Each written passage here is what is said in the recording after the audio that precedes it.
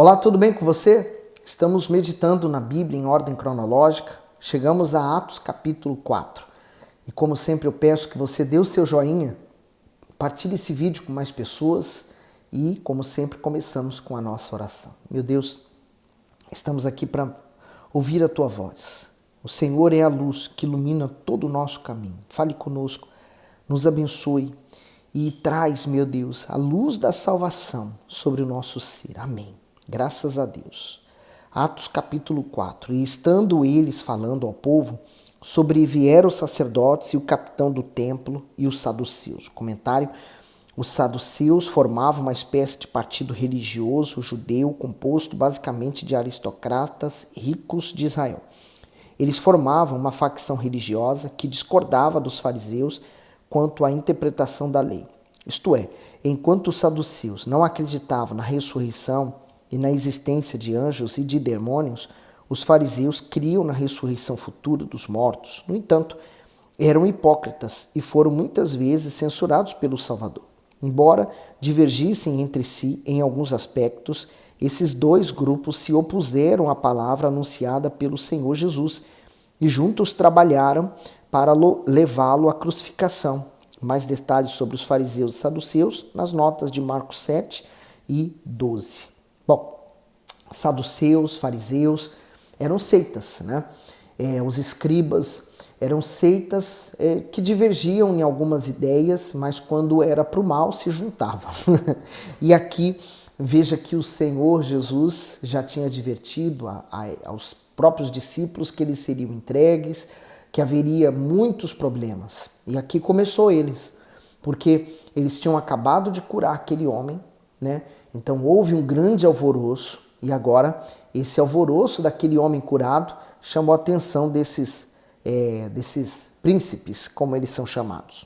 No 2, doendo-se muito de que ensinassem o povo e anunciassem em Jesus a ressurreição dentre os mortos, e lançaram mão deles e os colocaram na prisão até o dia seguinte, pois já era tarde. O comentário diz assim: doendo-se muito do que ensinasse o povo. Os saduceus negavam a doutrina da ressurreição, por esse motivo se enfureceram quando ouviram a pregação dos apóstolos, que enfatizava justamente a ressurreição do Senhor Jesus dentre os mortos. Diante disso, eles os prenderam na tentativa de silenciá-los. Era o início das perseguições que se levantaria contra os apóstolos e contra a igreja do nosso Senhor. O cárcere, porém, não os amedrontou, nem os intimidou, pois eles haviam recebido o Espírito de Deus que os encorajava e lhes dava intrepidez para continuar anunciando o Evangelho da salvação. E eu acho tão forte essa questão aqui, porque veja que Deus estava manifestando o poder dele, mas agora os discípulos iriam passar alguns momentos difíceis, mas isso só contribuiu para crescer mais a igreja. 4. Muitos, porém, dos que ouviram a palavra creram, e chegou o número desses homens a quase 5.000. O comentário: muitos dos que ouviram a palavra creram.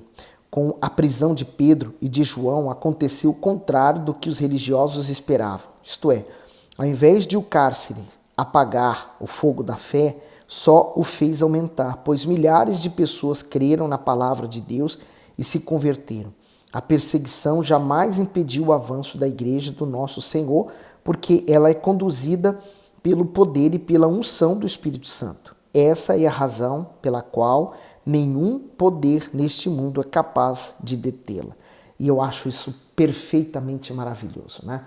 Quer dizer, olha quantas pessoas mais foram introduzidas à fé, né? E eles pensando que poderiam acabar com algo que Deus começou. Na verdade, eles estavam lutando, né, desde o princípio contra Jesus, estavam lutando contra Deus. E eles que diziam ser de Deus, né?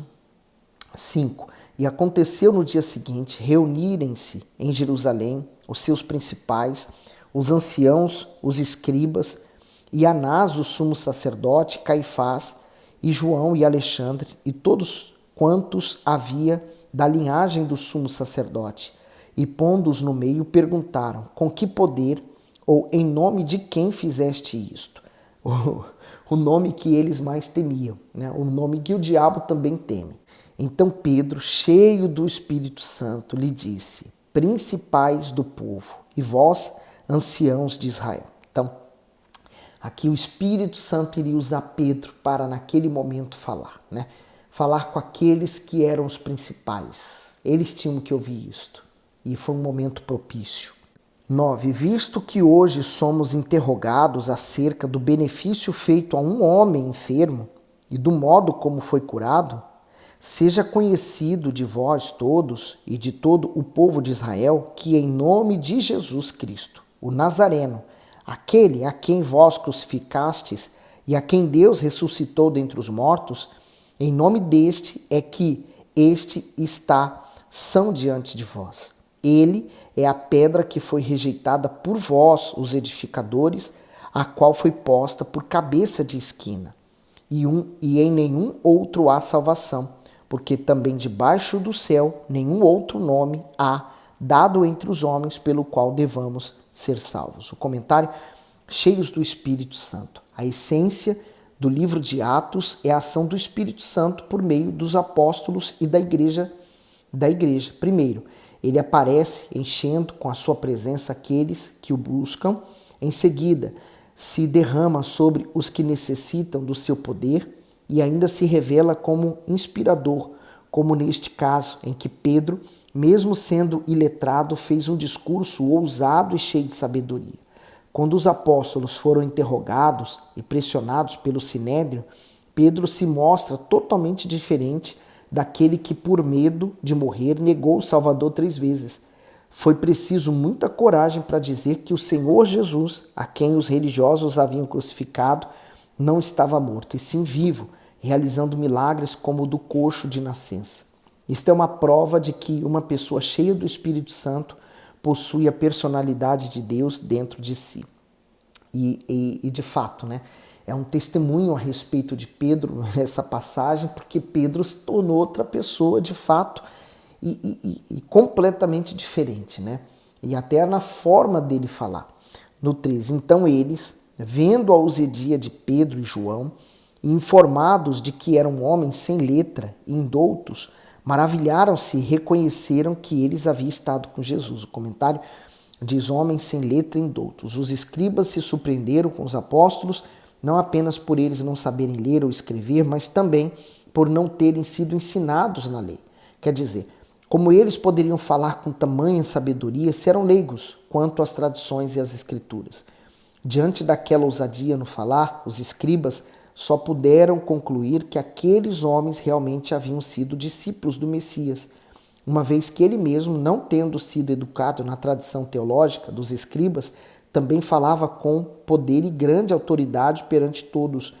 Os seguidores do Senhor Jesus sempre trarão em si suas características, seu comportamento, seu linguajar, sua sabedoria e suas atitudes. Em suma, os discípulos agem como o seu mestre, porque têm o seu espírito. Então, os evangelhos, por mais que nós tenhamos muita informação a respeito do Senhor Jesus e dos seus atos, ele também não registrou, por exemplo, momentos em que ele estava sentado com os discípulos e lembrando do Velho Testamento. O Velho Testamento é como uma nuvem, mas o Novo Testamento, a nova aliança feita em Jesus, ela clareia todo o trabalho do Velho Testamento.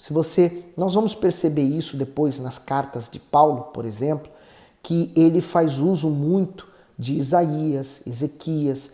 Então, ele vem explicando aquilo que está no Velho para o Novo. Então, o Velho não foi abolido. O Velho continua, mas agora faz mais sentido quando nós olhamos para Jesus. Então, por isso que eles têm essa palavra, né? Eles sabem falar porque Jesus havia dito para eles. E o Espírito Santo tem uma função em nós de nos fazer lembrar de todas as coisas. E é o que nós estamos vendo acontecendo. 14. E vendo estar com eles o homem que fora curado, nada tinham que dizer em contrário. Quer dizer, vão falar o quê? Né? Uma pessoa foi feito um bem para ele e é em nome de Jesus. E agora? Né? E eles estão testemunhando de que Jesus agora vive. 15. Todavia, mandando-o sair fora do conselho, conferenciaram entre si, dizendo: que havemos de fazer a estes homens? porque a todos os que habitam em Jerusalém é manifesto que por eles foi feito um sinal notório e não podemos negar. Mas para que não se divulgue mais entre o povo, ameacemo-los rigorosamente para que não fale mais neste nome a homem algum. E chamando-os, disseram-lhes que absolutamente não falassem nem ensinassem no nome de Jesus.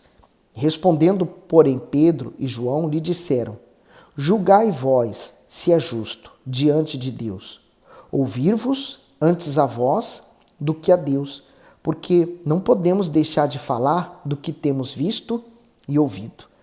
O comentário: ameaçando-los rigorosamente. Ao constatarem que não podiam negar que havia acontecido um grande milagre visível a todos, os homens que compunham aquele tribunal religioso decidiram ameaçar e proibir os apóstolos de falar no nome do Senhor Jesus ao povo. Contudo, Pedro e João não se intimidaram. Pelo contrário, pediram que aqueles líderes julgassem por si mesmos se deveriam obedecer a Deus ou a eles. Essas palavras audaciosas deixaram os religiosos sem resposta. De igual modo, os selados com o Espírito Santo são intrépidos e estão prontos para dar testemunho do Senhor Jesus em qualquer situação, mesmo nas de grande perigo. E isso eu acho tremendamente glorioso, né? Porque eles estavam dizendo para eles: nós vamos ser fiéis ao nosso Deus e ao que Ele nos pede, e não ao que eles determinavam, né? Porque eles tinham medo de Jesus, mas eles enfrentaram, foram fiéis, e por isso que Deus honrou. 21. Mas eles ainda os ameaçaram mais, e não achando motivo para os castigar, deixaram-nos ir por causa do povo, porque todos glorificavam a Deus pelo que acontecia. Então, veja que eles estão tentando calar de alguma forma Pedro e João e todos aqueles demais para não falarem no nome de Jesus, né? Porque eles sabiam o que eles haviam feito e quem era Jesus. No 22, pois tinha mais de 40 anos o homem em quem se operara aquele milagre de saúde. Então, 40 anos, né? Desde a nascença. Então, durante esse período inteiro, esse homem, ele foi largado à própria sorte. Mas aqui mudou tudo. Eu já conheci pessoas que não queriam ser curadas. Elas queriam o auxílio do governo apenas para viverem o restante da vida delas, né? Mas esse homem não queria continuar assim. 23. E soltos eles, foram para os seus e contaram tudo o que lhe disseram os principais sacerdotes e os anciãos. E ouvindo eles isto, unânimes, levantaram a voz a Deus e disseram: Senhor, Tu és o Deus que fizeste o céu e a terra e o mar e tudo o que neles há, que disseste pela boca de Davi, teu servo, porque bramam os gentios e os povos pensaram coisas vãs. Levantaram-se os reis da terra e os príncipes se ajuntaram a uma contra o Senhor e contra o seu ungido, porque verdadeiramente contra o seu santo filho Jesus, que tu ungiste, se ajuntaram não só Herodes, mas Pôncio Pilatos, com os gentios e os povos de Israel, para fazerem tudo o que a tua mão e o teu conselho tinham anteriormente determinado que se havia de fazer. Agora, pois, ó Senhor, olha para as suas ameaças e concede aos teus servos que falem com toda a ousadia a tua palavra. Comentário: oração pedindo ousadia. Interessante notar que, mesmo sendo ameaçados, os discípulos não pediram que Deus os isentasse das lutas e das perseguições que ainda iriam enfrentar. Antes, lhes pediram mais ousadia para pregar a mensagem da salvação ao povo. É importante saber que perseguições e problemas são permitidos por Deus não para nos fazer parar, mas para fortalecer e amadurecer a nossa fé. Se nos intimidarmos diante dos perigos e das ameaças que constantemente se levantam contra nós, não veremos a ação do Espírito Santo em nossa vida, pois ele não é espírito de medo, mas de fortaleza. E esse encorajamento vem do Espírito em nós. Essa intrepidez, né, essa certeza, essa ousadia. E quando você tem, você também recebe esse mesmo poder em você. 30. Enquanto estendes a tua mão para curar, e para que se façam sinais e prodígios pelo nome de teu santo Filho Jesus.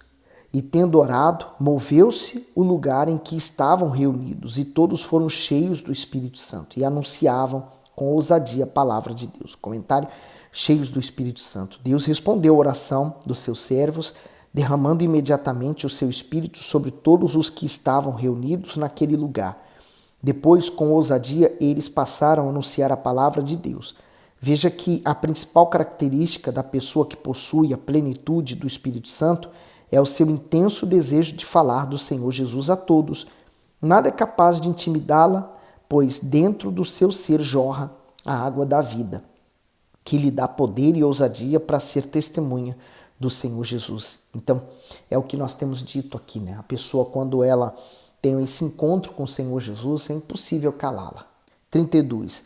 E era o coração e a alma da multidão dos que criam.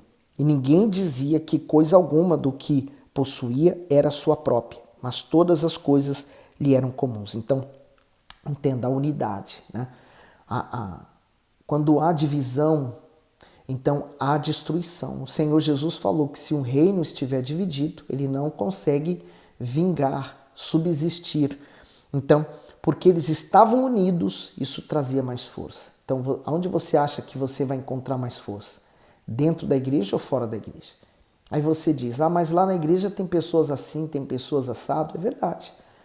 O Senhor Jesus também disse que ele não veio para quem está bem, ele veio para os doentes. Então, a igreja é o lugar onde se reúne pessoas imperfeitas, pessoas cheias de manias, cheias de coisas erradas, pessoas cheias de pecado, mas estão em busca de salvação. E é nessa união que Deus manifesta o poder dele. A igreja não é lugar de pessoas perfeitas, aliás, nem tem lugar para essas pessoas na igreja. Então, se você é um imperfeito, se você é cheio de falhas, seja bem-vindo à igreja. 33. E os apóstolos davam com grande poder testemunho da ressurreição do Senhor Jesus.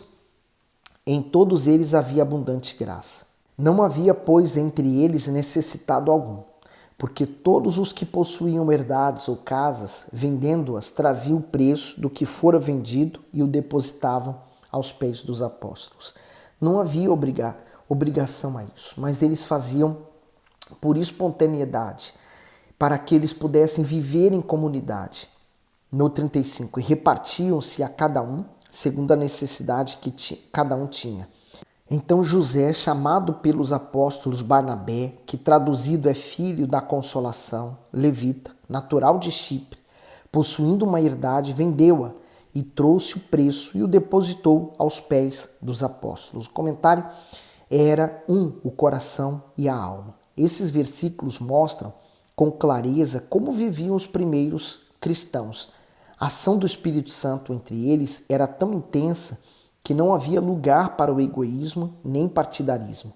Todos tinham em comum o interesse de servir e apoiar uns aos outros. A fé que os movia era tão grande que fazia com que eles se desprendessem dos bens materiais e os colocasse à disposição dos apóstolos. Enquanto isso, a palavra de Deus era anunciada com grande poder e milagres extraordinários aconteciam em todo lugar. Vamos buscar ter esse mesmo espírito do princípio, né? Vamos buscar essa mesma comunhão com Deus que havia no princípio da igreja. Ela não está distante de nós. É só nós queremos. São escolhas. Você escolhe do que você vai se encher. Se você vai se encher das coisas de Deus ou das coisas que esse mundo oferece. Está à sua disposição e a escolha e o poder da escolha está nas tuas mãos. Fique bem. Que Deus abençoe.